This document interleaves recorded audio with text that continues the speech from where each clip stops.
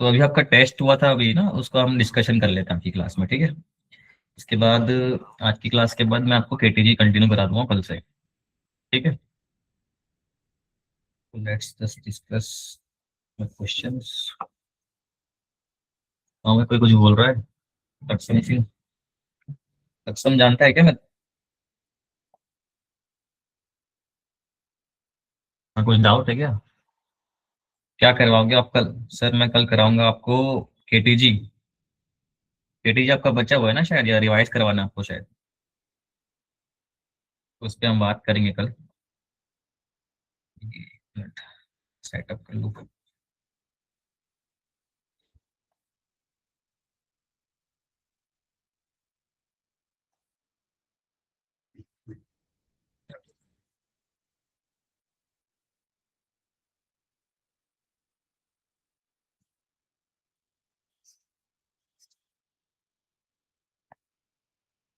यार मैंने तुमको वेव ऑप्टिक्स पढ़ाया था क्या? तुमने क्वेश्चन वगैरह प्रैक्टिस किए थे क्या उसके ऊपर, वेव ऑप्टिक्स के ऊपर? Yes sir. अच्छा, चलो ठीक है।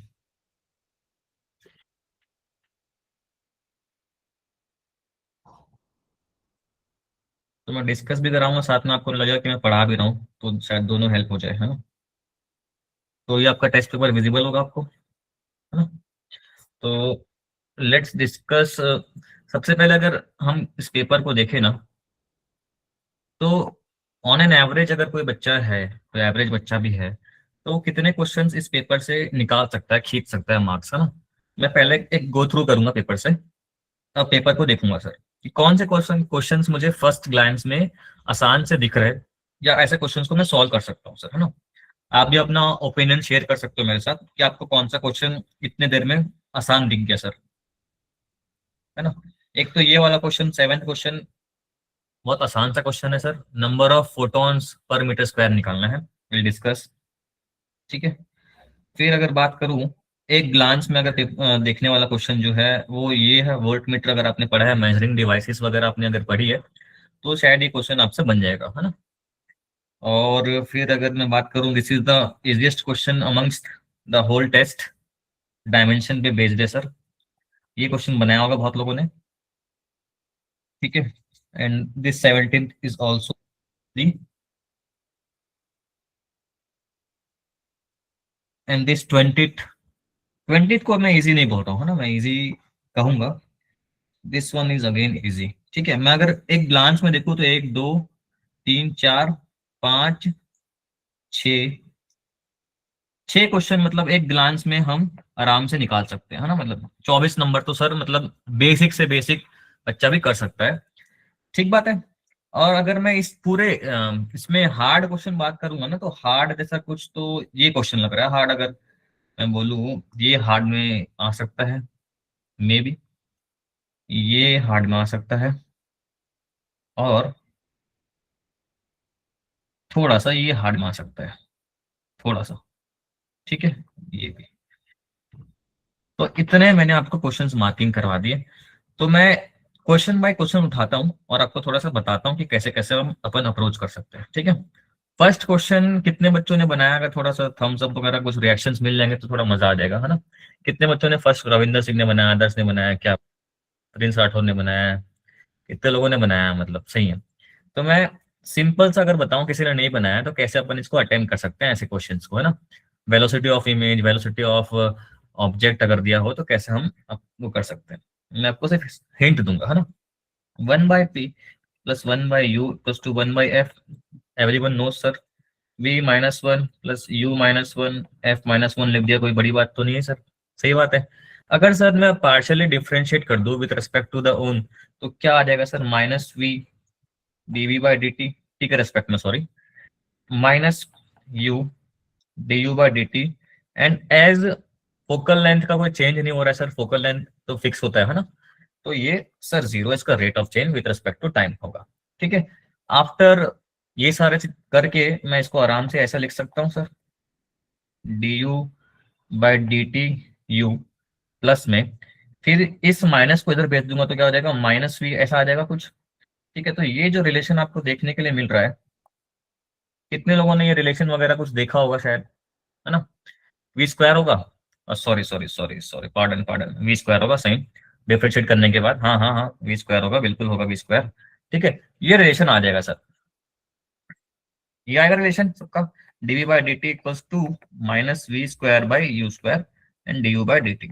अगर ये आपने कहीं पढ़ा है कि माइनस वी बाई यू भी कुछ होता है, आपको आपको पता होगा सर, ये क्या होता है, मैग्निफिकेशन होता है क्या?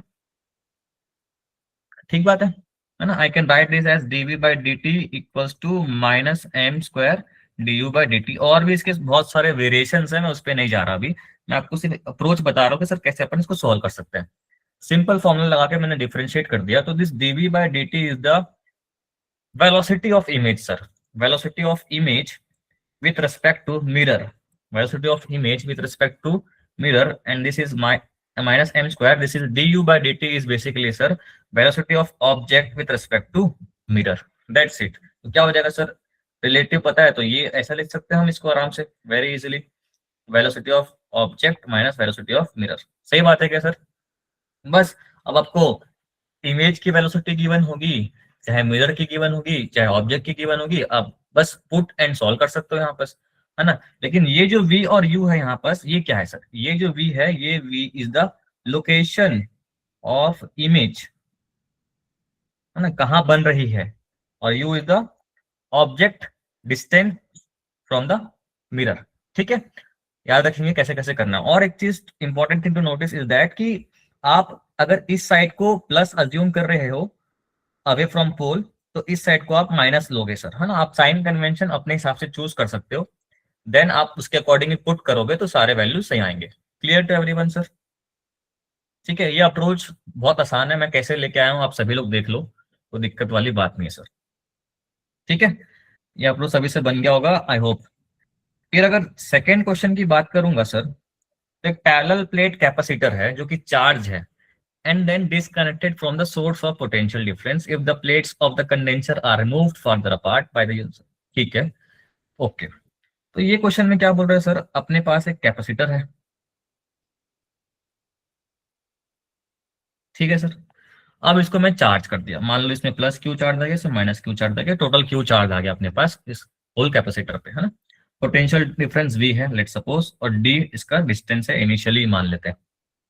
तो अगर मैं देखूं तो इनिशियली ये क्यू चार्ज था इसके ऊपर, ठीक है, V potential D distance apart, and C is given as epsilon A by D, सभी को पता होगा।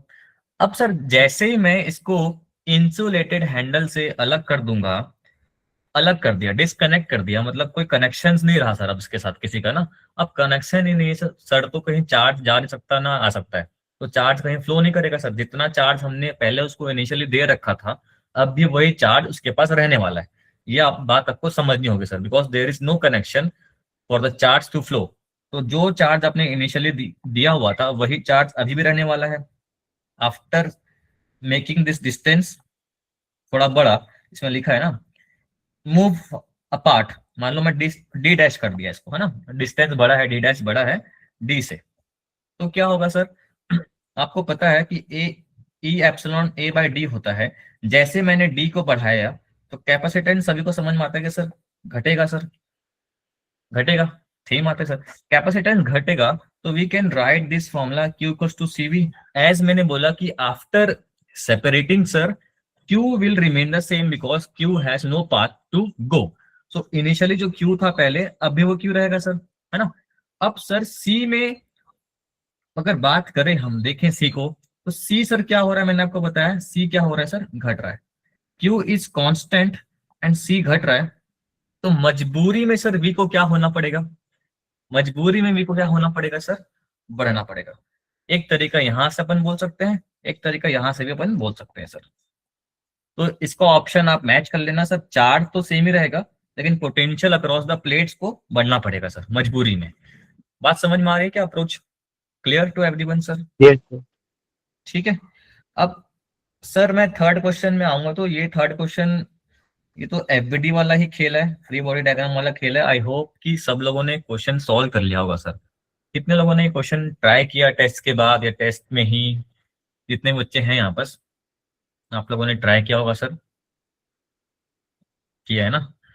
चलो बड़ी, हाँ आर्यन कुछ डाउट है? No sir. ठीक है, तो मैं ये क्वेश्चन को बताऊं क्या? अगर बताना है तो बोलना, सॉल्व कर दूंगा, अदरवाइज पुश पुल कर रहा है बस।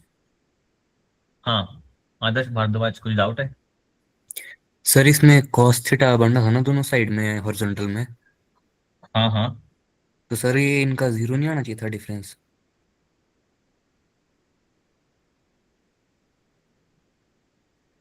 भाई लेकिन कैसे जीरो हो जाएगा? मतलब क्या डिफरेंस पूछा? What is the difference between the acceleration of the block?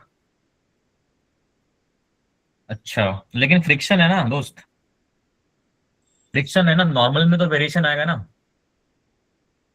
अरे सर एक तो, एक एफबीडी जब बनाएंगे हम, सिंपल एक नॉर्मल आएगा, एक एफबीडी बना के देख लेते हैं ना, ठीक है। ये 30 है, ये सर एफ है, ये कितना आएगा सर? एफ साइन थीटा आएगा। नीचे की ओर अगेन एम जी आएगा, इधर आएगा सर एफ कॉस 30। दूसरा जब बनाओगे दूसरे वाले में तो क्या होगा सर? दूसरे वाले में ये एफ है, ये 30 है, ये ऊपर की ओर एन आएगा, और अगेन एक एफ आएगा, एफ साइन 30, और नीचे की ओर एम जी। तो मतलब ये तो दिख रहा है कि नेट नॉर्मल दोनों में फर्क आ रहा है ना, वो तो साफ साफ नजर आ रहा है। नेट नॉर्मल फर्क आएगा तो फ्रिक्शन में भी फर्क आने वाली है, वो तो कंफर्म न्यूज है, वो तो है ना। आए समझ में बात? अब normal friction is the only decided by normal, contact force क्या है उस पर डिपेंड करता है। तो कांटेक्ट फोर्स अगर वेरी करेगा तो फ्रिक्शन फोर्स वेरी करेगा, और फ्रिक्शन फोर्स वेरी करेगा तो ऑब्वियस सी बात है कि एक्सलरेशन तो आएगा सर डिफरेंस दोनों में। ठीक है, बन जाएगा यार, दो से एक बार फिर से बनाना, बन जाएगा, ठीक है। अब ये क्वेश्चन पे चलते हैं, चौथा क्वेश्चन पे। Average value of AC cycle over complete cycle is always zero. क्या लगता है, ऑलवेज जीरो? बिल्कुल सही बात है, ऑलवेज जीरो सर, है ना। Wave form, sine wave form ले लो, जैसे जितना ऊपर होगा उतना नीचे होगा, तो ऑलवेज जीरो होगा। लेकिन सर ये जो सेकंड पॉइंट है, average value of AC is always defined over half cycle, average value of AC is always defined over half cycle, कोई गलत बात नहीं बोल रहा है सर, है ना। Average value of AC is always defined over a cycle, ये भी सही बात कर रहा है, अगर मैं दोनों ही चीजों को ट्रू मान के चलता हूँ। ठीक बात है, दोनों अपने जगह पे सही है। लेकिन सर ये average value of AC over a complete cycle is always zero, ये सच बात है। लेकिन जो रीजन है वो जस्टिफाई नहीं कर रहा है कि क्यों जीरो होता है सर। ना तो वेव फॉर्म की बात कर रहा है, ना कुछ हो रहा है, ये इंडिविजुअली अपने अपने जगह पे सर दोनों ट्रू है। बट लेकिन आप खुद सोचो कि ऑलवेज जीरो क्यों होता है, ये वेव फॉर्म की बात नहीं किया इसने। अगर बोला होता कि रीजन में कि सर जितना ऊपर बनता है उतना नीचे बनता है इसलिए जीरो होता है, तो हाँ वो रीजन सही है सर। इसने कोई बात नहीं की, तो दोनों इंडिविजुअली अपने अपने जगह पे बेटा क्या है, सही है।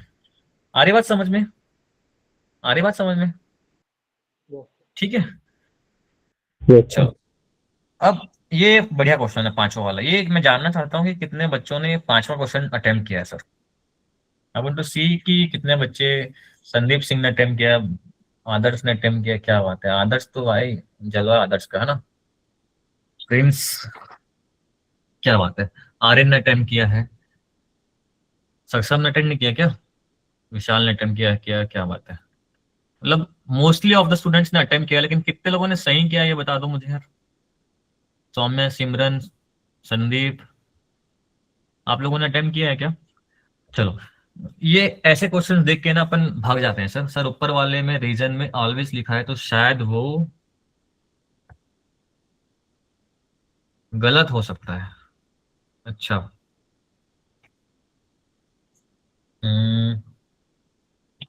Okay. Average value of AC over complete cycle तो जीरो ही आता है एसी के लिए, तो ही होगा सर। रीजन ट्रू है,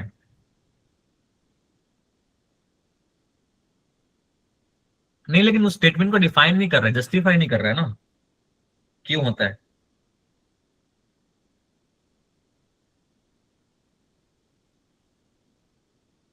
रीजन समझ नहीं आया सर, एक बार बता दो। जैसे मैंने बोला कि average value of AC over a complete cycle is always zero, है ना। अगर मैं किसी भी एक साइन वेव फॉर्म ले लूं, है ना, साइन वेव फॉर्म ले लूं, कॉस वेव फॉर्म ले लूं,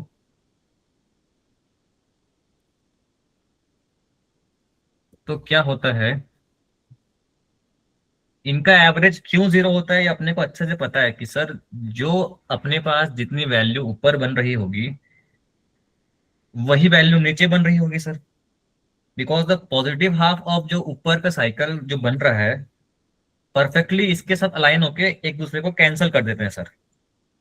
दैट्स वाई ये दोनों 0 होते हैं, है ना, ओवर अ कंप्लीट साइकिल। ये साइकिल यहाँ से स्टार्ट हुई, यहाँ आई, यहाँ आके कैंसिल कर दिया, है ना, दोनों को ओवरलैप करूंगा तो दोनों एक दूसरे को कैंसिल कर देंगे। सही बात है, तो it is symmetrical and periodic nature. I sir हमें बात। हम जब इसकी हाफ साइकिल में देखते हैं तो average value of AC is always defined over cycle. यहाँ पर ना ऑलवेज लिखा है तो थोड़ा सा कंफ्यूजन क्रिएट कर सकता है, ये थोड़ा सा कंफ्यूजन क्रिएट कर सकता है, सच बात है। या ऑलवेज 0 होगा सर, पहला बात तो एकदम ट्रू है, there is no doubt. But ये average value of AC is always defined over a half cycle. क्यों होता है किसी को पता है sir? Anyone in the classroom? कोई रीजन छोटा मोटा?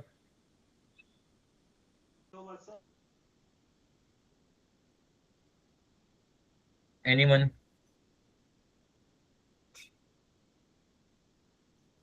बिकॉज सर, हाँ बताओ सिमरन बेटा बताओ। सर मतलब जितना करंट पॉजिटिव होता है उतना ही नेगेटिव हो जाता है, तो सर वो कैंसिल हो जाता है हाफ साइकिल में।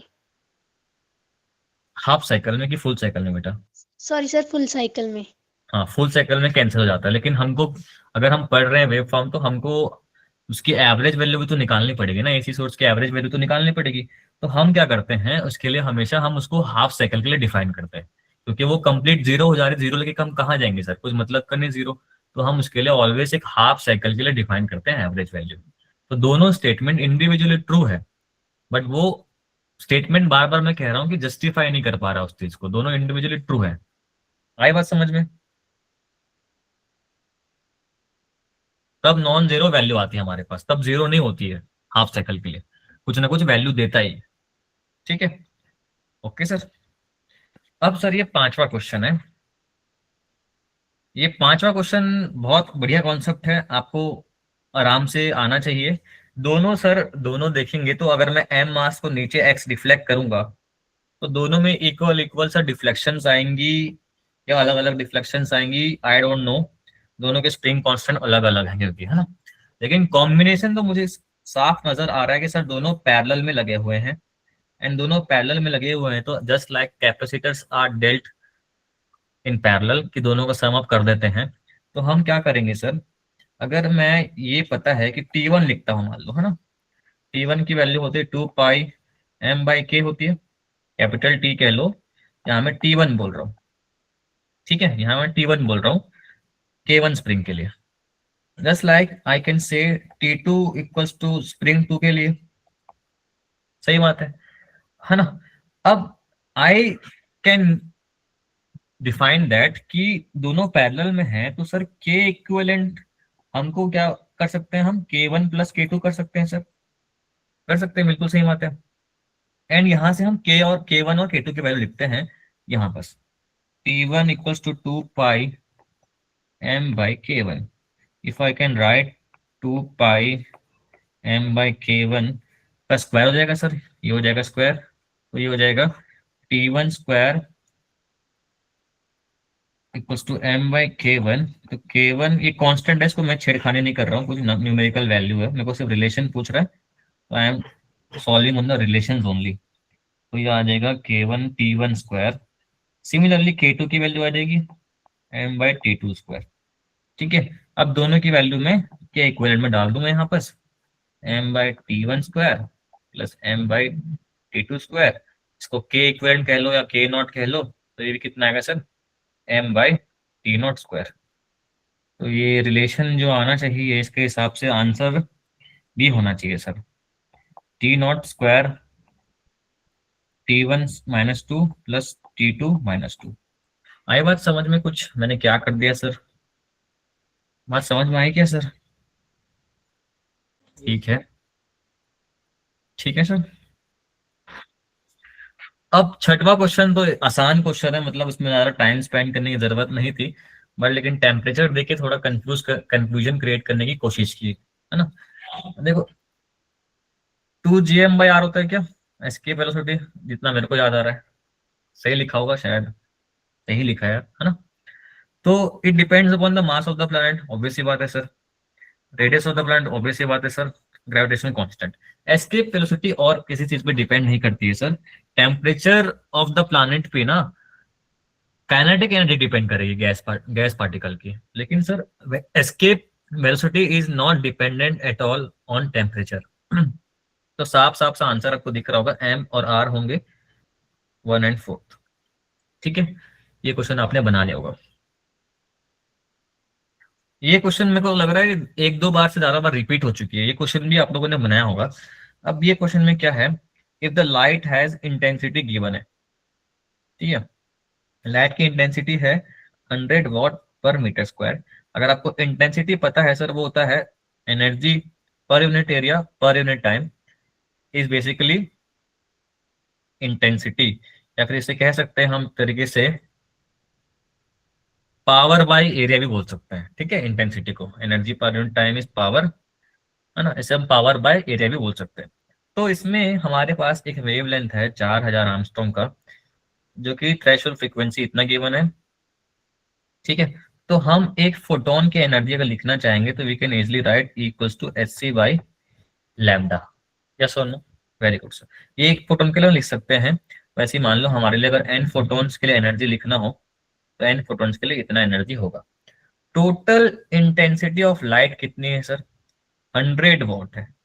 अब ये कितनी एनर्जी, एक अगर फोटोन के पास एनर्जी hc/λ है, तो हमारे पास लेट सपोज n फोटॉन्स निकल रहे हैं, तो उनका हो जाएगा n hc/λ। इस इंटेंसिटी को कंज्यूम करके 100 वाट/मीटर स्क्वायर को अगर मैं टोटल n hc/λ से निकाल दूं, तो क्या यही वाला n मेरे को नहीं मिल जाएगा एक तरीके से यूनिटरी मेथड से? इतना एनर्जी अपने पास है, एक फोटोन के पास इतना एनर्जी जा रहा है, तो इसको अगर डिवाइड कर दूं तो क्या मेरे पास n फोटॉन्स की एनर्जी नहीं आ जाएगी सर? यस और नो? बनाया होगा आप लोगों ने क्वेश्चन। एच की वैल्यू डालोगे, ये वैल्यू डालोगे, डालोगे, खत्म सर। नंबर ऑफ फोटॉन्स कितने आएंगे आराम से निकाल सकते हो। ओके सर, ठीक है, ये क्वेश्चन पे आएंगे अभी। मुझे एक बात बताओ, मैंने आपको वाईडीएससी तो पढ़ाया है, वाईडीएससी वाले लोगों ने क्वेश्चन किया है कि नहीं? ये वाला मैं जानना चाहता हूँ जनता से कि ये वाला क्वेश्चन किसने किया है सर? आदर्श ने नहीं किया यार, ऐसा मत करो यार। सक्षम किया है। मैं एक बार ये क्वेश्चन डिस्कस कर लूँ क्या? आप लोग बेटा, आप लोगों ने पढ़ा होगा ना कि जब हम एक ग्लास स्लैब लगाते हैं तो शायद आपको याद होगा कि हम कैसे ऑब्जर्व करते हैं। जैसे हम ग्लास स्लैब लगाते हैं, let me just clear it, बता देता हूँ आपको। जैसे ही हम वाईडीएससी में ग्लास स्लैब को इंसर्ट करते हैं, मान लो इसकी थिकनेस टी है, इसका इंडेक्स म्यू है, ठीक है सर। तो यहाँ पर ना क्या होता है, एक शिफ्टिंग होती है सर। ये शिफ्टिंग का अगर डायरेक्ट आपको फॉर्मूला पता है ना, कितनी शिफ्टिंग होती है, तो शिफ्टिंग का डायरेक्ट फॉर्मूला होता है μ-1 into T into D by small D. This is basically a shifting. मतलब हमारा जो सेंट्रल मैक्सिमा है, जो पहले जीरो में हुआ करता था, y इक्वल्स टू 0 में हुआ करता था, अब वो समथिंग कुछ ऊपर शिफ्ट हो गया। कौन शिफ्ट हुआ है सर? सेंट्रल मैक्सिमा शिफ्ट हुआ है। अब जब सेंट्रल मैक्सिमा सर शिफ्ट होता है ना, तो हमारा एंटायर फ्रिंजेस क्या हो जाते हैं? शिफ्ट हो जाते हैं इक्वली। ठीक है, लेकिन सर फ्रिंज विड्थ जो है, फ्रिंज विड्थ सेम रहता है सर, याद रखना। फ्रिंज विड्थ चेंज नहीं होता है जब हम ग्लास स्लैब इंसर्ट करते हैं, तो फ्रिंज विड्थ सेम रहेगा। अब इस क्वेश्चन में क्या बोला है सर? इस क्वेश्चन में बोला है एक वाईडीएससी का सेटअप है जिसमें ऐसा ऐसा लाइट का पैटर्न दिख रहा है। When a film of some material thickness was placed, okay, fringe width shifted by a distance equal to 10 fringe widths. अब जो शिफ्टिंग है वो डायरेक्टली आपको फ्रिंज विड्थ के टर्म में गिवन है सर। ये जो शिफ्टिंग है वो आपको किस टर्म में गिवन है? फ्रिंज विड्थ के टर्म में गिवन है। ये शिफ्टिंग किसके बराबर हो रही कह रहा है वो? 10 फ्रिंजेस के बराबर। एंड एक फ्रिंज का विड्थ होता है सर, जिसको हम कहते हैं बीटा, जो होता है लैम्डा डी बाय डी के बराबर। अगर सर 10 फ्रिंजेस विड्थ के बराबर ही शिफ्ट हो रहा है, तो 10 lambda D by D distance shift हो रहा है बेसिकली, वो क्वेश्चन वाला खुद ही कह रहा है। तो μ-1 या k-1 कह लो, जो भी क्वेश्चन में गिवन है, b equals to 10 lambda d/d। तो यहाँ से ही कटेगा, यहाँ से ही कटेगा, यहाँ से आ रहा है आपका answer μ-1 t equals to 10 lambda, यहाँ जाएगा μ-1 10 लैम्डा बाई टी। तो म्यू निकालना है, के निकालना है, जो भी है 10 lambda by T plus 1। Lambda की वैल्यू गिवन है 6000 आर्मस्ट्रॉन्ग, टी की वैल्यू मतलब थिकनेस ऑफ फिल्म गिवन है, तो आपको के की वैल्यू या म्यू की वैल्यू आराम से आ जाएगी सर। बात समझ में आई क्या? ये कॉन्सेप्ट क्या है? शिफ्टिंग का फॉर्मूला मैंने क्लास में जब भी कराया था तो बोला था कि सर इसको याद रखे रहना, ये अभी भी याद रख लो, अगर किसी को नहीं आता है तो अभी याद रख लो कि कैसे ग्लास स्लैब या थिन फिल्म जब भी डालते हैं। और इस चैप्टर में यूनिट्स का बहुत ध्यान रखना जरूरी है sir. Units be careful, angstrom में ले रहे हो कि मीटर कैसे ले रहे हो, सेंटीमीटर में ले रहे हो, एमएम में ले रहे हो, बहुत ध्यान रखने वाली बात है sir. Minor minor calculation errors उसमें हो सकती है। लैम्डा ये सेंटीमीटर में गिवन है, ये एंगस्ट्रॉम में गिवन है, तो वैल्यूज को उस तरीके से आप रखना सर, ठीक है। ये वाला क्वेश्चन बना है आप लोगों से, 25वां क्वेश्चन। हाँ, 25वां क्वेश्चन बना है क्या आप लोगों से? नहीं बना है सर। मैं थोड़ा सा हिंट देता हूँ आपको कैसे बनेगा। सर 2 kg का ब्लॉक है जो t इक्वल्स टू 0 ओरिजिन पे रखा हुआ है, ठीक है। और उसके पास इनिशियली वेलोसिटी कितनी है? 4 √m/s in the positive x-axis direction. The only force on its a conservative and its potential energy is defined. Obvious सी बात है सर, कंजर्वेटिव फोर्स के लिए पोटेंशियल एनर्जी डिफाइन होती है, और मेरे को पोटेंशियल एनर्जी से फोर्स निकालना तो मतलब चुटकी भर का खेल है सर। इसको अपन क्या कर सकते हैं, इसको अगर हम सिंपली डिफरेंशिएट कर देंगे तो हमको क्या मिल जाएगा? फोर्स मिल जाएगा। क्या आ जाएगा? -3x² + 18x, ये आपका फोर्स है, ठीक है। लेकिन क्वेश्चन में क्या बोला है कि its velocity when the force acting on it's 0। ये बोल रहा है कि उस पॉइंट पे इसके पास कितनी वेलोसिटी होगी जब इस पे फोर्स 0 एक्ट कर रहा होगा सर, ठीक है। फोर्स 0 एक्ट कर रहा होगा, वो हमको निकालना है। कैसे निकालेंगे सर? कैसे निकालेंगे? अगर मैं x की वैल्यू 0 कर दूं, इनिशियली इसके पास कितनी कितनी एनर्जी है, लेट्स सी। जस्ट सी क्या कर सकते हैं हम, देखते हैं सर। इसके पास इनिशियली मैकेनिकल एनर्जी है, kinetic energy plus potential energy के फॉर्म में, है ना। Kinetic energy is written as ½ mv², और ½ mv² देखो तो इनिशियली इसके पास 4√5 है, तो I can simply solve m into 4√5 मतलब 16 × 5 होता है 80। ये हो गया 80, और मास की वैल्यू 2 है, तो 80 आ रहा है इसके पास kinetic energy initially. Potential energy निकालना है तो सिंपली पोटेंशियल एनर्जी का फंक्शन गिवन है, अब x की वैल्यू 0 डाल दोगे तो इनिशियल पोटेंशियल एनर्जी मिल जाएगी। कितनी है सर? वो 15 के बराबर है पोटेंशियल एनर्जी। तो इनिशियली जो टोटल मैकेनिकल एनर्जी है, टोटल एनर्जी है, वो कितनी है सर? 95 जूल के बराबर है, ठीक है। अब फाइनल पॉइंट पे निकालना है तो कैसे निकालेंगे, है ना। फाइनल पॉइंट पे कैसे निकालेंगे, ये मुद्दा है सर।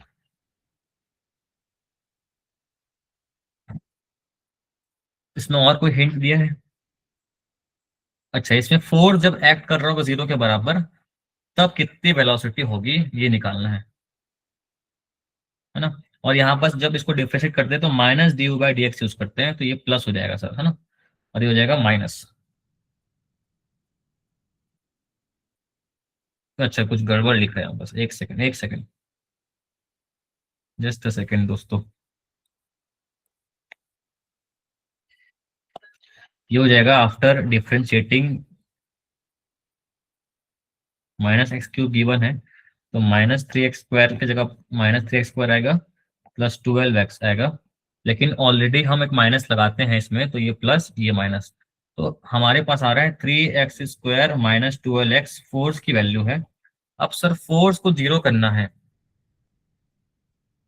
तो फोर्स को अपन 0 करेंगे, कितना आएगा जरा इसको देख के अगर बता सकते हैं हम, तो 3x² = 12x, x कटेगा तो x की वैल्यू 4 मीटर आ रही है यहाँ से। और कोई हिंट दिया हुआ है क्या? फोर्स तो मिनिमम वगैरह कुछ तो नहीं बोला इसमें। फोर्स 0 होगा तब वेलोसिटी पूछ रहा है, ठीक है। फोर्स 0 होगा तो वेलोसिटी पूछ रहा है, तो एक्स की वैल्यू 4 मीटर पे क्या हो रही है, इसकी वेलोसिटी 0 होगी सर, सॉरी फोर्स 0 होगी। तो इस पॉइंट पे हमको क्या निकालना है, उसकी वेलोसिटी निकालनी है इस पॉइंट पे। तो एक्स इक्वल टू 4 मीटर पे हमको निकालनी होगी।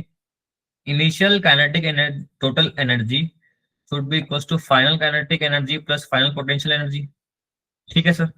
ये हमारे पास इनिशियली हमने निकाला हुआ था। फाइनल पोटेंशियल काइनेटिक एनर्जी हम लिख सकते हैं हाफ एम वी स्क्वायर। यही वी की हमको जरूरत है सर, जो पूछ रहा है क्वेश्चन वाला कि जब फोर्स की वैल्यू 0 होगी तब कितना होगा वेलोसिटी। अब हम potential energy from potential equation हम आराम से निकाल सकते हैं। माइनस एक्स क्यूब जो इक्वेशन गिवन था, कहाँ गया, minus x cube plus 6 square plus 15 जो भी है, प्लस 6x प्लस 15 जो भी वैल्यू है, हमने x की वैल्यू जो 4 निकाली थी यहाँ डालोगे तो ये पोटेंशियल एनर्जी आ गई।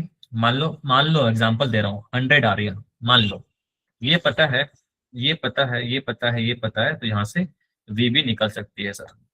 बात समझ में आ रही है, v आराम से निकल सकती है, ठीक है सर। ये क्वेश्चन भी हो जाएगा, थोड़ा सा घुमा घुमा के पूछा है बट बन जाता, ठीक है। अब ये क्वेश्चन बताओ तो, ये क्वेश्चन बनाया है आसान वाला क्वेश्चन, ये 2 बार्स सर्कुलर बार से सर वॉल्यूम गिवन है एंड सेम मटेरियल का गिवन है। तो सेम मटेरियल का बोलने का मतलब क्या होता है, यंग्स मॉडुलस दोनों का होगा जो वो सेम होगा सर। वॉल्यूम भी सेम है बोला है, तो कुछ ना कुछ हम रिलेशन निकाल सकते हैं। Area into length equal to area into length करके, बार 1 बार 2, तो कुछ ना कुछ रिलेशन आएगा। और एक्सटेंशन का सिंपल सा एक ही फॉर्मूला होता है sir, change in length equal to होता है F L by A Y. This is tension, this is original length, this is area of cross section, this is Young's modulus। ये extension 1 में आएगा, ये एक्सटेंशन 2 में आएगा, इसी का रेशियो पूछ रहा है सर। बन जाएगा यहाँ क्वेश्चन, एरिया और इसका रिलेशन आ जाएगा यहाँ से लेंथ का बाय यूजिंग दिस इक्वेशंस, ठीक है, बन जाएगा क्वेश्चन। और बात करें तो ये वाला क्वेश्चन बताओ, 14 वाला क्वेश्चन कितने लोगों ने बनाया है सर, आपको रिवाइज भी करते हो 2 मिनट में। 14 वाला क्वेश्चन कितने लोगों ने बनाया है सर, थोड़ा सा मुझे बता देना। प्रिंस राठौर ने बनाया, क्या बात है सर। आपको ना पता होना चाहिए कि एमीटर और वोल्ट मीटर कैसे कनेक्ट करते हैं सर। एमीटर को हम कनेक्ट करते हैं मित्रों सीरीज में या पैरेलल में, कुछ याद है कैसे, गैल्वेनोमीटर का ही मॉडिफिकेशन है एमीटर। जब गैल्वेनोमीटर में हम एक शंट लगा दें सर, जब हम गैल्वेनोमीटर में एक शंट लगा देंगे, शंट का मतलब होता है छोटा रेजिस्टेंस वाला एक रेजिस्टेंस, तो ये बन जाता है सर आपका एमीटर, ठीक है। और वोल्ट मीटर बनाना है तो सर हम सीरीज में क्या लगा देंगे, एक हाई रेजिस्टेंस का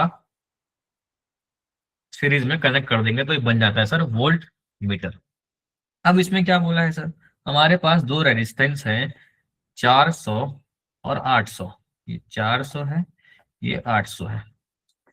मान लो एक बैटरी से कनेक्टेड है विच इज 6 वोल्ट के बराबर है।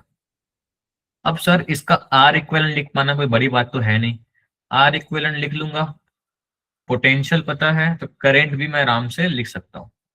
अब करंट अगर लिख सकता हूं तो इसके अक्रॉस पोटेंशियल V1 है, मान लो इसके अक्रॉस पोटेंशियल V2 है। V1 की वैल्यू कितनी होगी सर, I1 इंटू 400 या I इंटू 400, आप I निकाले थे अभी, जो इसको यहां डालोगे तो 400 ओम के अक्रॉस V1 आपको मिल जाएगा। यहाँ सब कुछ बात 400 के अक्रॉस ही पूछ रहा है, ठीक है, ध्यान देने वाली बात है। अब बोल रहा है a volt meter of resistance 10,000 is used to measure the potential difference across 400 ohm. अब क्या करोगे आप, सीरीज में एक इतना रेजिस्टेंस का वायर कनेक्ट कर दोगे उसी सर्किट में, तो क्या होगा, जैसे ही ये कनेक्ट होगा तो यू नो कि जो पहले आर इक्विवेलेंट आ रहा था सीरीज में, पहले जो भी आ रहा था एक्स के बराबर मान लो, अब जो आर इक्विवेलेंट आएगा sir after adding this much of resistance, अब आर इक्विवेलेंट बहुत कम आने वाला है सर, आपको समझ में आ रहा है, ठीक है, बहुत कम आएगा। अब बहुत कम आएगा आर इक्विवेलेंट, तो V equals to I R के हिसाब से जब आप करंट लिखोगे तो कम आया है, मैं क्या कर रहा था, हाँ, ये आर इक्विवेलेंट आर इक्विवेलेंट ज्यादा है तो करंट की वैल्यू कम आएगी। अब करंट की वैल्यू कम आई है तो पोटेंशियल भी कम आएगी। तो ये 400 के अक्रॉस जो पहले V1 था, अब कुछ पोटेंशियल V डैश आएगा। अब इन दोनों का डिफरेंस ही तो क्या होगा सर, एरर होगा सर। यही तो क्वेश्चन में पूछ रहा है, यही तो एरर है। बात समझ में आ रही क्या कहना चाह रहा हूँ? Yes sir. ठीक है, ये बन जाएगा। ये वाला क्वेश्चन किसी ने ट्राई किया है sir? 8 question, any idea how to solve this question? बताओ तो अदर्स कैसे सॉल्व करेंगे इस क्वेश्चन को? Any idea? हुआ नहीं पर देखो सर कैसे सॉल्व करेंगे, मैं आपको एक हिंट देता हूँ। ऐसे क्वेश्चन के लिए ना डायरेक्टली पोटेंशियल वगैरह पूछता है ना सर, तो आपको फॉर्मूला याद होना चाहिए सबसे पहली बात। तो अगर फॉर्मूला याद नहीं तो फिर शायद ये केस फंस सकता है। फॉर्मूला होता है 2r³ सॉलिड स्फीयर है सर, है ना, 3r² माइनस डी स्क्वायर। ये फॉर्मूला होता है पोटेंशियल का inside the solid sphere. Standard formula है सर, ये आपको याद होना चाहिए स्फीयर के लिए, सॉलिड स्फीयर के लिए। ठीक है। अब सर मैं सिंपल सिंपल अगर आपसे पूछूं, हमको पोटेंशियल निकालने का हम बोल रहा है sir eight the centre of cavity that form. अच्छा, okay,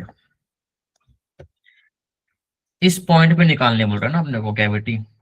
the potential at the centre of the cavity that form is, okay, ठीक है, इस पॉइंट पे निकालने बोल रहा है। और ये r/2 है, ये r/2 है, ये r है पूरा, दिस इज r। ठीक है, तो हम क्या करेंगे, पहले पूरे कैपिटल सॉलिड स्फीयर के लिए हम पोटेंशियल लिख देंगे जहां निकालने बोल रहा है अपने को। वेदर ये इसके कैविटी के सेंटर में बोले या इसके सरफेस में बोले, जहां भी बोल रहा हो, जहां भी इसकी इच्छा कर रही हो, मन कर रही हो, निकालने के लिए पूछ रहा हो, उस पॉइंट पे हम सॉलिड स्फीयर का पहले पोटेंशियल लिख देंगे। मान लो मेरे को ये, मैं बना के दिखा देता हूँ यहाँ पर कैसा पूछ रहा है।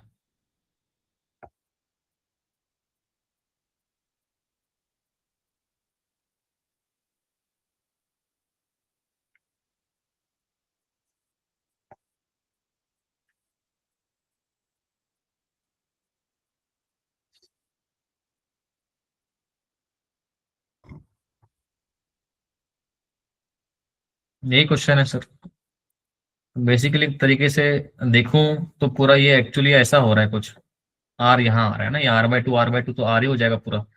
तो ये इधर पूछ रहा है कि इधर पूछ रहा है कैविटी के सेंटर में बोले या इधर बोले, ए पॉइंट में बोले, बी पॉइंट में बोले, जहां भी बोल रहा हूँ। मान लो अभी कैविटी के सेंटर में बोल रहा है, मान लेता हूँ। ठीक है। तो अगर ये सॉलिड स्फीयर है एंड सॉलिड स्फीयर को अगर कैविटी वैविटी सब कुछ भूल जाओ, कुछ कैविटी वैविटी कुछ भी नहीं है, सिंपली सॉलिड स्फीयर के अंदर निकालने बोले अगर किसी भी पॉइंट पे, तो एक ही फॉर्मूला काम आता है sir, -gm/2r³ 3r² minus D square. And D square is the distance, कहाँ निकालने बोल रहा है। मान लो इस डिस्टेंस पे निकालने बोल रहा है, कितना डिस्टेंस पे आपको पता है सर, ये होगा r/2, 3r² माइनस r/2 का स्क्वायर माइनस gm/2r³। ये हो गया at the centre of whole sphere having zero cavity, कोई कैविटी वैविटी नहीं होता, तो इतना इसके पास सिंपल सा पोटेंशियल आ रहा होता विदाउट एनी कैविटी। लेकिन सर अब कैविटी है, अब कैविटी है तो आपको पता है कुछ मास ये लेके चलेंगे अपने साथ। कैसे निकालोगे सर, इनिशियली इसके पास था रो की वैल्यू मास बाय वॉल्यूम थी, ये मास थी, ये 4/3 πr³ हुआ करती थी। तो शायद ये छोटे कैविटी का मास आप आराम से निकाल सकते हो, λ=m-v ऑफ दैट छोटा वाला। तो रो तो सेम ही रहेगा सर, रो कितना हो जाएगा, m/4/3 πr³ into volume of this small cavity कितना होगा, 4/3 π ले लो उसका स्मॉल r³। ये हो गया सर 4π कैंसिल, तो कितना आ रहा है,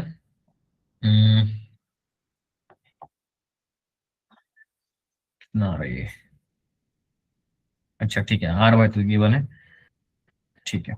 तो ये आ जाएगा m r/r³ cube equals to M dash, and आपको आर की वैल्यू गिवन है आर बाई 2 के बराबर। ये आ जाएगी sir R by 2 dot R cube, ये आ जाएगा सर कितना, M by 8 equals to M dash. मतलब आपने एम डैश निकाल लिया है ना, आपने एम डैश निकाल लिया। अब सर ध्यान से देखोगे स्ट्रक्चर को, डायग्राम को, अच्छे से दिया नहीं है वो, लेकिन आपको समझना पड़ेगा कि कैसा हो रहा है एक्चुअली वो।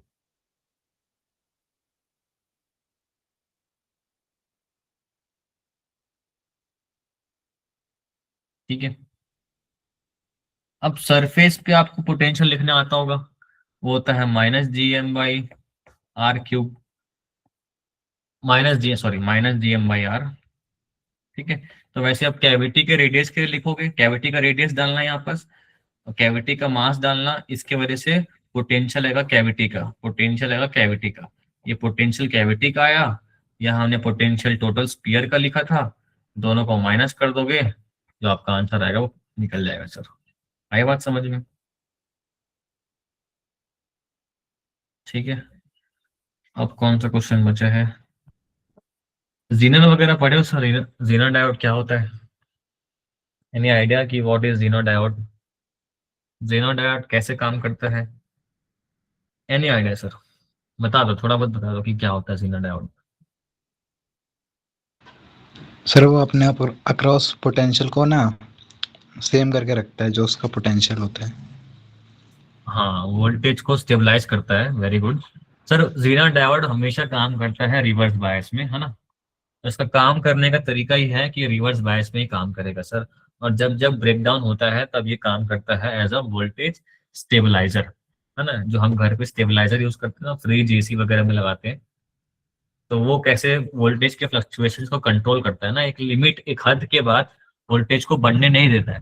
तो वैसे भी वो जीनर क्या करता है, एक लिमिट तक ही वोल्टेज को संभाल के रखेगा, मतलब सॉरी, वोल्टेज को बढ़ने नहीं देगा उसके बाद, एक लिमिट के बाद। ठीक है, ब्रेकडाउन हो गया मतलब अब कोई नहीं आएगा उसमें वोल्टेज, करेंट सॉरी वोल्टेज नहीं आएगा, और वो उस मोमेंट पे एकदम शार्प करंट थ्रो करता है। आपने अगर ग्राफ देखा होगा ना, तो ग्राफ ऐसा होता है, ये होता है फॉरवर्ड बायस का ग्राफ, ये होता है रिवर्स बायस का ग्राफ ऐसा होता है सर।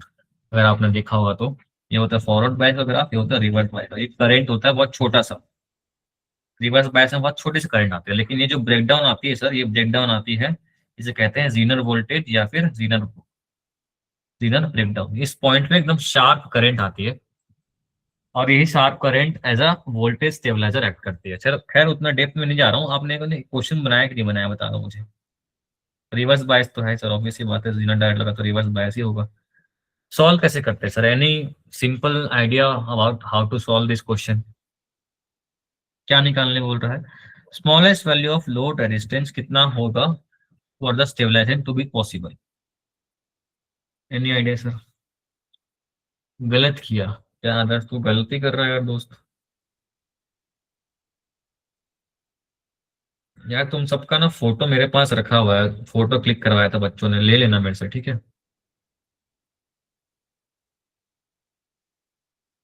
हाँ, किसी ने बनाया वाला क्वेश्चन, जीना डायोड कैसे काम करता है सर? कुछ कुछ तो बता दो, छोटा मोटा ही बता दो कम से कम।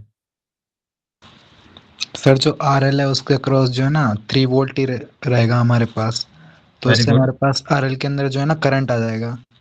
फिर हाँ। जब हम जीनर को हटाएंगे तो वही करंट हम पूरे सर्किट में पास करा देंगे, उससे हमारे पास जो R के अंदर करंट है वो भी आ जाएगा, वहां से हम R की वैल्यू निकाल लेंगे। अच्छा, सही बोल रहे हैं। 3 वोल्टेज है ना, RL करके करंट निकाल देगा, फिर करंट निकालने क्या बोला उसके बाद? फिर सर जो हमारे पास करंट आएगा ना, फिर उसने पूछा अगर हमें स्मॉलेस्ट चाहिए R की वैल्यू जिससे ये स्टेबल आ जाएगा बिना जीनर के, तो जब हम हाँ, जीनर को हटाएंगे तो वो करंट R में भी पास करेगा। सही सही, वेरी गुड। समझ में आया क्या बोल रहा है आपका दोस्त मित्र? ठीक है, ये जीनर जो लगा है ये पैरेलल में लगा है इनर लोड, है ना। तो जो वोल्टेज लोड के अक्रॉस होगा सर, वही वोल्टेज जीनर के अक्रॉस भी होगा। और जीनर कितने वोल्टेज का है? 3 वोल्टेज का है, 3 वोल्ट का है। तो 3 वोल्ट से ज्यादा यहाँ पास नहीं हो सकता सर, ये बढ़ने नहीं देगा बिकॉज जीनर लगा हुआ है। और इसमें हम सीधा करंट लिख देंगे, फिर करंट यहाँ से पास करवाएंगे, इसमें लिख देंगे, सॉल्व करके तो वैल्यू आ जाएगी सब। आ रही बात समझ में? ये 5 वोल्ट गिवन है सर, ठीक है, ये 100 ओम गिवन है। तो लोड के अक्रॉस अगर हम लिखना चाहें तो लिख सकते हैं आराम से, या करंट इस पे लिख सकते हैं, कितना करंट आएगा सर। नेट वोल्टेज देखा जाए तो 5 - 3 2 वोल्टेज का नेट वोल्ट है, और इसका कितना गिवन है 100। तो इसके अक्रॉस करंट कितना आ रहा है सर, एक बार चेक कर लेते हैं। ये आएगा 20 मिली एम्पेयर का करंट, इसमें आना चाहिए, इसमें आएगा 20 मिली एम्पेयर का करंट। ठीक है, अगर मेरे को बोल रहे कि मिनिमम करना है कि load stabilise as a stabiliser act करे, तो यही तो करंट जो है हमने निकाला 20 मिली एम्पेयर का, यही करंट इसमें भी जाना चाहिए पूरा। ठीक है, तो वो यहाँ से लोड की वैल्यू आ जाएगी 3 वोल्ट, तो जीरो के अक्रॉस पोटेंशियल है, इसके अक्रॉस भी 3 होगा, और हमने करंट की वैल्यू निकाली है 20 मिली एम्पेयर, मतलब बोले तो 10⁻³ तो यहाँ से निकल के आएगी सर, ये आ जाएगी 150 ओम के आसपास आना चाहिए। अब आंसर एक बार चेक करना पड़ेगा सही है कि नहीं, एक बार मेरे पास आंसर की तो नहीं है, आंसर 150 के आसपास होना चाहिए सर। सर 150 ही आंसर। 150 के आसपास होना चाहिए, एक बार देखना क्या आएगा ना, आई डोंट नो। बाकी अच्छे क्वेश्चन मैं बताऊं तो अच्छे क्वेश्चन कौन से ये वाला क्वेश्चन किया आप लोगों ने सर 11th वाले, जिसमें क्या बोला है मित्रों, इसमें बोला है कि internal energy in expanding the gas from A to C along the path ABC. Internal energy का चेंज निकालने बोला है अलोंग द पाथ एबीसी। अब अगर आपको थोड़ा बहुत भी पता है कि internal energy is a point function, है ना, पाथ कैसे भी पूछो सर चेंज तो सेम ही आएगा, क्योंकि पॉइंट पे डिपेंड करता है, चाहे आप ए से बी या सी ले जाओ या डायरेक्टली ए से सी ले जाओ, चेंज तो सेम ही आएगा sir, it is a point function. तो अगर मैं इसको सॉल्व करने जाऊं तो इस पॉइंट में मुझे टेम्परेचर पता है, और टेम्परेचर का ही फंक्शन है इंटरनल एनर्जी, है ना, टेम्परेचर चेंज करोगे तब तब इंटरनल एनर्जी चेंज होगी। तो यहाँ पास टी नॉट गिवन है, यहाँ पास मैं डायरेक्टली इस पॉइंट पे अगर मैं टी नॉट लिख सकता हूँ तो बात बन जाएगी मेरी, है ना। तो क्या कर सकते हैं हम, यहाँ से यहाँ अगर मैं देखूं तो सी पॉइंट में मुझे सारे कोऑर्डिनेट्स पते हैं, 2p0 और 4v0 के बराबर है। ठीक है, और क्या कर सकते हैं, टेम्परेचर अगर लिखना चाहता हूँ C point, let's write temperature at C point, तो क्या हो सकता है, पीवी इक्वल्स टू एनआरटी के हिसाब से उस पॉइंट पे 2p0 है और 4v0 है, और एक 1 मोल बोला है तो ये 1 हो गया सर अपॉन आर। तो temperature at C point directly हम लिख सकते हैं, कितना आ जाएगा सर, 8p0v0/r के बराबर टेम्परेचर एट सी है, और इस पॉइंट पे T0 है। अब सर डायरेक्टली मैं इंटरनल एनर्जी लिख सकता हूँ, या तो NV/C डेल्टा टी लिख सकता हूँ, या फिर 3/2 NR∆T कर सकते हैं अपन।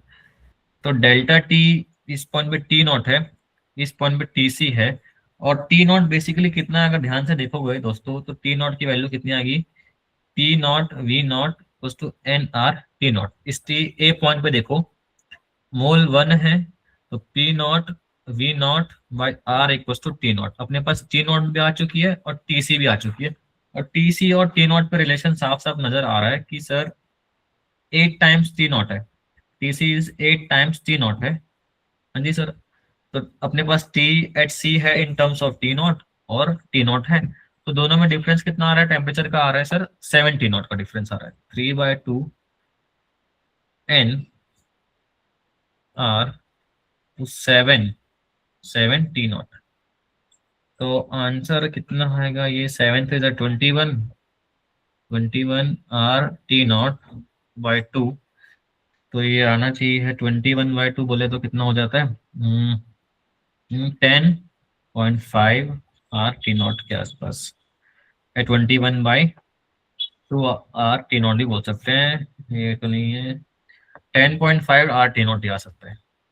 आगे बात समझ में, डायरेक्टली T0 का ही फंक्शन होता है इंटरनल एनर्जी, तो वहां से बन जाएगा सर, ये क्लियर है क्या। बन गया होगा शायद ये वाला क्वेश्चन, क्योंकि पॉइंट फंक्शन है सर।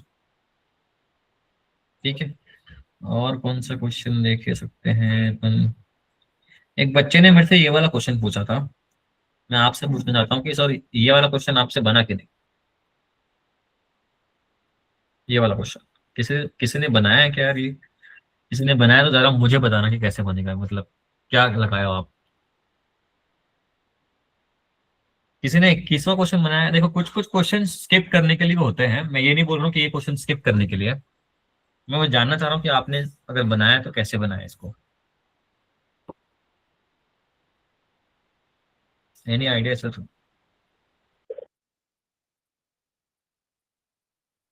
किसी ने नहीं बनाया होगा शायद। अच्छा, उसके ऊपर 20वां क्वेश्चन किसी ने बनाया है क्या?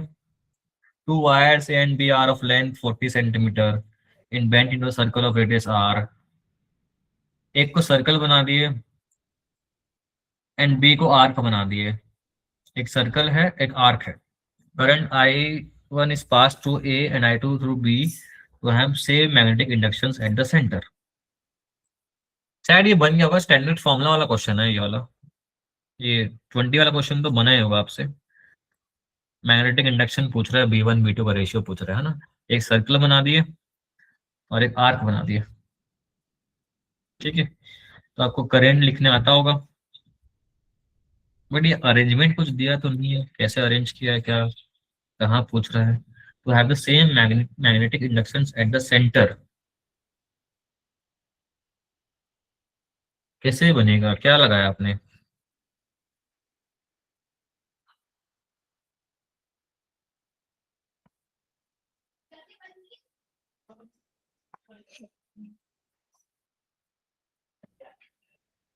क्या होता है यार, एक आर की वजह से फॉर्मूला कुछ होता है, सेंटर पे कितना होता है पता है क्या? Sir mu not I by 2r। Mu not I by 2r। Very good. 2r है 2 पाई r होता है? 2r होता है। Sir 2r। 2r, ओके सही है। Mu not I by 2r, और एक आर की वजह से तो लिखने अपने को आता होगा, मैग्नेटिक फील्ड, वो भी हम लिख लेंगे।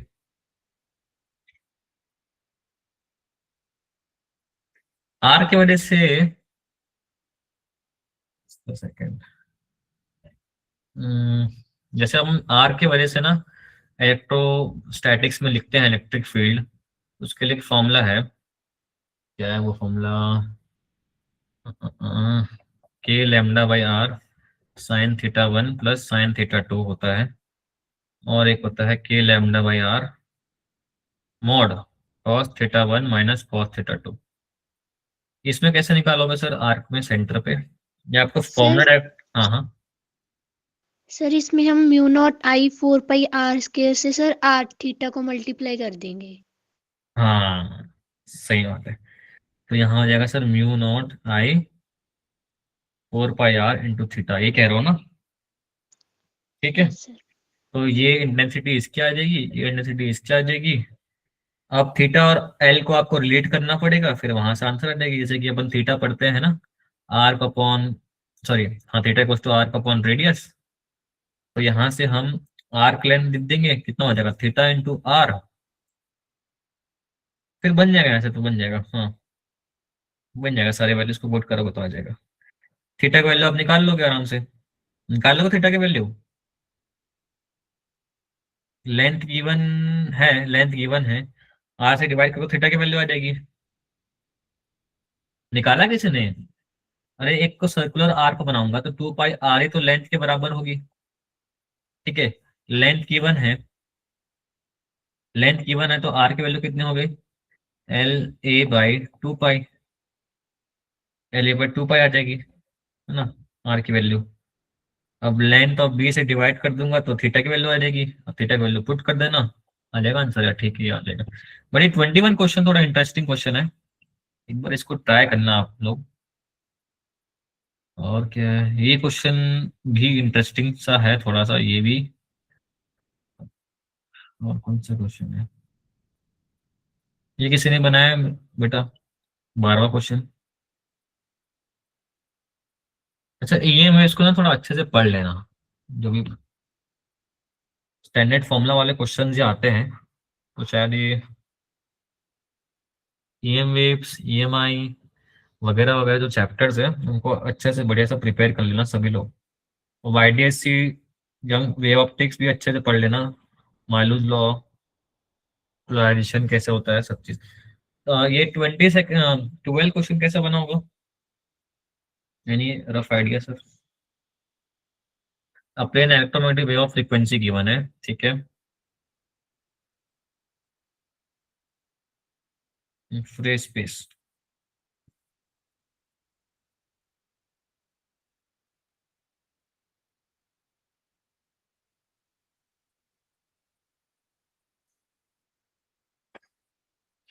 एनर्जी डेंसिटी से अगर लिखा नहीं तो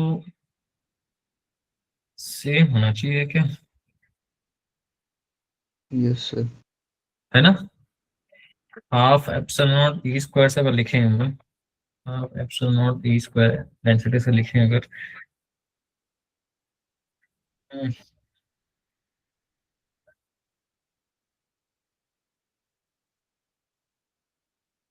एक रिलेशन अपन ये इस कर सकते हैं बस। एक की जगह अगर मैं डाल देता हूँ इसको, बी स्क्वायर प्लस सी स्क्वायर।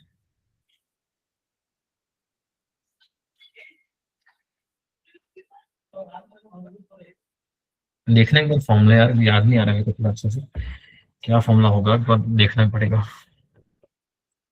अच्छा, एक रिलेशन तो अपने को यही पता है ना, म्यू नॉट और एप्सिलॉन नॉट, इसका भी यूज कर सकते हैं अपन सी को डालने का, रिप्लेस करने के लिए।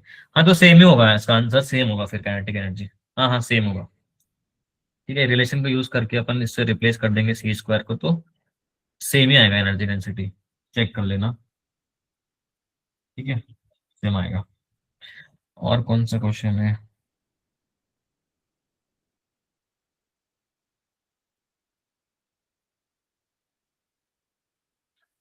ये वाला क्वेश्चन बनाया क्या, लिफ्ट वाला question.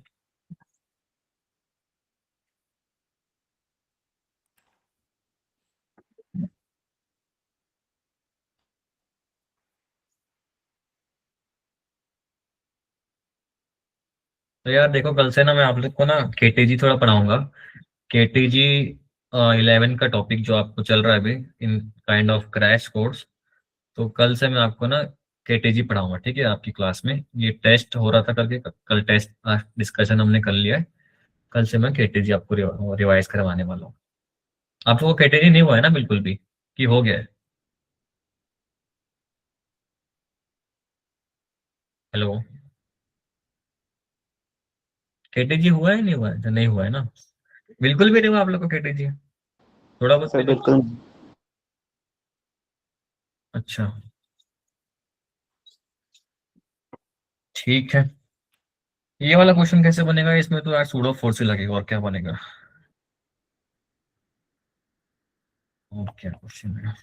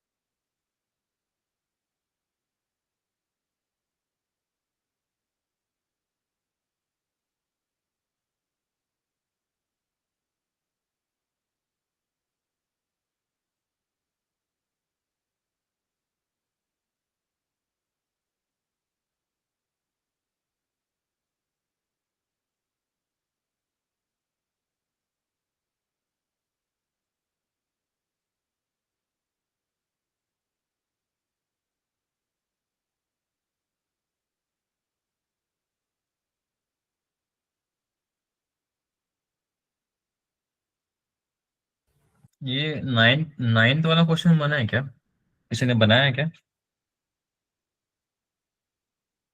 Hadron sample is prepared in a particular certain state of a quantum number and 4।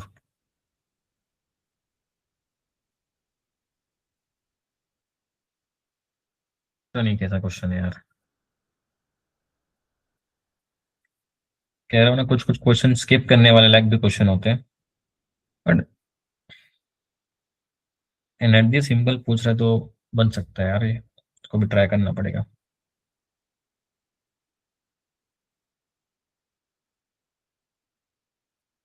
और कोई डाउट है इसमें आपको, कोई क्वेश्चन पूछ सकते हो।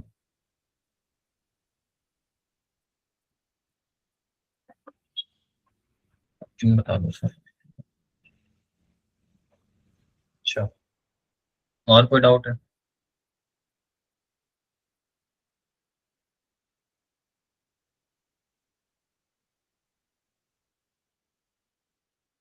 The angle made by the rod AB with vertical is three identical rods are hinged at points A. Identical rods है। ओके, ये L है तो ये भी L है, ये भी L है तो ये भी L है। अब इसमें कुछ भी डेटा नहीं गिवन है अपने को, है ना,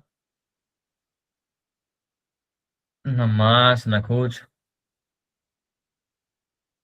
अब ये क्वेश्चन कैसे बनेगा सर? अगर कुछ नहीं गिवन है तो हम भी इसको सेंटर ऑफ मास से बना सकते हैं। ये 90 है,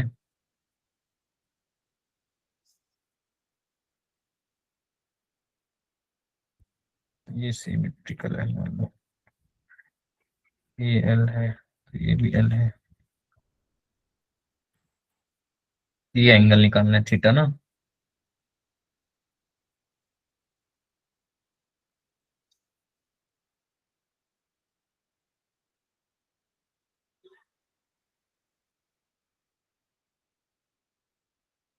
अगर देखा जाए तो ये लाइन अगर ड्रॉ करे ज्योमेट्री से तो ये L/2 हो जाएगा कुछ इस प्रकार से। ये L/2, ये थीटा है।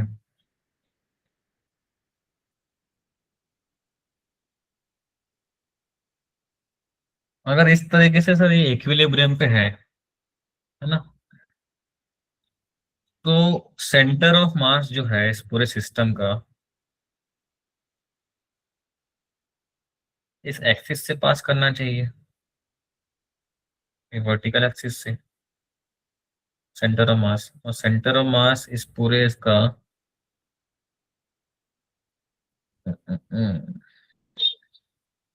ये बस L/2 है, ये अपने को पता नहीं है। कुछ ज्योमेट्री लगा के ही निकालना पड़ेगा इसको, है ना, सिंपल कुछ ज्योमेट्री लगा के निकालना पड़ेगा। एक सेंटर ऑफ मास वाला कॉन्सेप्ट तो ये कि अगर ऐसे पूरा फिक्स है, लटका हुआ है, तो इसका सेंटर ऑफ मास पूरा इस सिस्टम का सेंटर ऑफ मास पक्का इस वर्टिकल एक्सिस से पास कर रहा होगा। वो लॉजिक सेंस में अपन इसमें कुछ ट्राई कर सकते हैं। जैसे ये L/2 है, अपने को विचार करना है ये कैसे निकाल सकते हैं अपन। ये AP डिस्टेंस मतलब P पॉइंट है, कैसे निकाल सकते हैं अपन, P या Q या R जो भी ले लो इस पॉइंट को, ये कैसे निकालेंगे सर?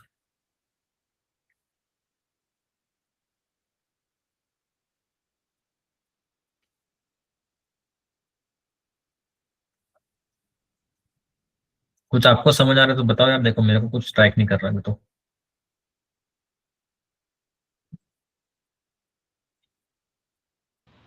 सर मैंने तो विजुअली करा था। विजुअली कैसे किया था, थोड़ा बताना। सर जैसे अब जो हमारा पॉइंट है वो हिंज्ड, वो 90 डिग्री से थोड़ा इस साइड है, लेफ्ट साइड, यानी कि जो हमारा एंगल बनेगा वो 45 से तो कम ही होगा। अच्छा। तो सी और डी तो एलिमिनेट हो गए। सी और डी और एलिमिनेट हो गया। और उसके बाद फिर जो हिंज पॉइंट है वो तो हल्का सा ही शिफ्ट हुआ है, यानी कि अगर अगर हमें 30 डिग्री भी चाहिए तो उसके लिए अपोजिट बाय हाइपोटेनस 1:2 में होना चाहिए, जो कि हमें दिख रहा है कि नहीं होगा, यानी कि उससे थोड़ा 30 डिग्री से बड़ा ही होगा, यानी कि 10 इनवर्स 3/4 होगा, जो कि 37 डिग्री होता है। वो पास भी है थोड़ा। अच्छा, हाँ थोड़ा सही सोचा, अप्रोच सही है। मतलब अपने को क्वेश्चन निकालना है तो थोड़ा बहुत ऐसे लॉजिकली अपन निकाल सकते हैं, ये अप्रोच सही है ना, सही अप्रोच तो लग रहा है मुझे वैसे। ये वन डे और जो डी एलिमिनेट किया वो तो ठीक लगा, है ना, सही बोल रहा है कुछ कुछ, बट अपने को आंसर तो एकदम एक्यूरेट चाहिए, निकालना पड़ेगा ना। वैसे कुछ ज्योमेट्रिकली करके अपने को निकालना पड़ेगा, ऐसे अपन इस क्वेश्चन को तो नहीं निकाल सकते। और कोई तो दिया नहीं, ना तो कोई डेटा गिवन है ना कुछ गिवन है इसमें, तो सब कुछ शायद ज्योमेट्री से ही होगा। सब कुछ शायद नहीं, ज्योमेट्री से ही होगा। ये 90, ये अपने को ये चाहिए। ये मान लो अपन 45 लेते हैं, ये 45 ले लेते हैं।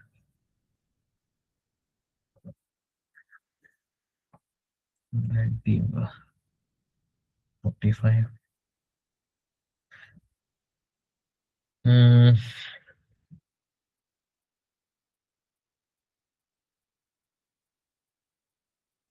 इससे तो नहीं आ रहा आंसर यार, बाकी एलिमिनेट जो किया वो तो सही लग रहा है।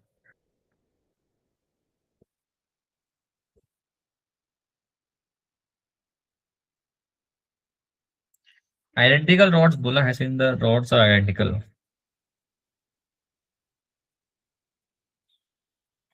So this length and this length will be equal.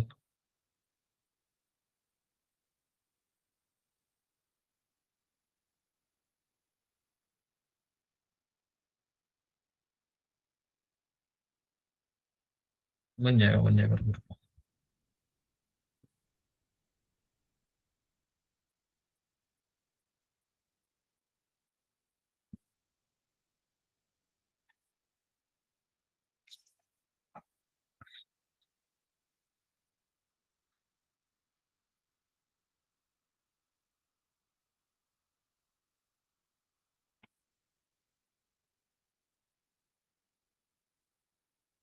Equilateral triangle तो बनेगा बिकॉज ये आइडेंटिकल रॉड्स है तीनों।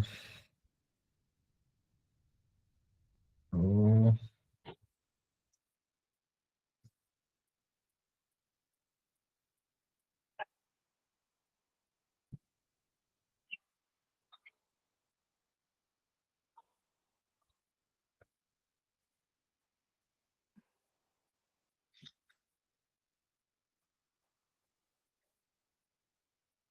समझ नहीं आ रहा बेटा, खैर ठीक है। बाकी ये एलिमिनेशन अप्रोच तो सही लगा। अपन बताते हैं क्या कर सकते हैं इस पे, अपन क्या कॉन्सेप्ट ट्राई कर सकते हैं ज्योमेट्री का। अभी स्ट्राइक नहीं कर रहा है मेरे को एट द मोमेंट, बाकी करे तो बता देंगे। बाकी तुम्हारा अप्रोच सही है, देखो तुम्हारा अप्रोच तो सही लग रहा है, बट मैं कुछ और कोशिश कर रहा था कि कुछ और तरीके से बता सकूं जो स्ट्राइक नहीं कर रहा है मेरे को अभी। ठीक है, तो फिर इतना ही रखते हैं आज का डिस्कशन। नेक्स्ट क्लास में हम आपको बता देंगे केटीजी के बारे में, केटीजी पढ़ा देंगे। ठीक है, कुल। तो आज के लिए फिर इतना ही, मिलते हैं अगली क्लास में। Thank you class for joining, will see you tomorrow bye KTG और केटीजी। ठीक है, चलो गुड नाइट, बाय बाय।